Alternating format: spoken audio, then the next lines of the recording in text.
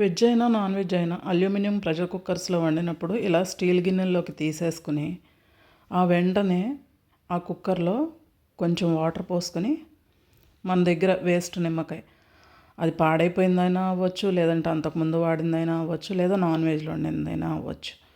ఆ వేస్ట్ నిమ్మకాయని అందులో వేసి ఒక 2 విజిల్స్ రానిచ్చేస్తాను నేనైతే. వచ్చేసిన తర్వాత ఆ వేడి మీద తీసేసి కడుగుతాను అన్నమాట. చూసారా, ఇది ఇలా వేయడం వల్ల దానిలో జిడ్డంతా పోయి చక్కగా తళతళ మెరుస్తూ ఉంటుంది. ఎన్ని రోజులు వాడుకున్నా ఇట్లానే ఉంటుంది, నీట్గా తెల్లగా. ఇది నేను చాలా ఇయర్స్ నుంచి నాన్ వెజ్ చేస్తూ ఉంటానండి.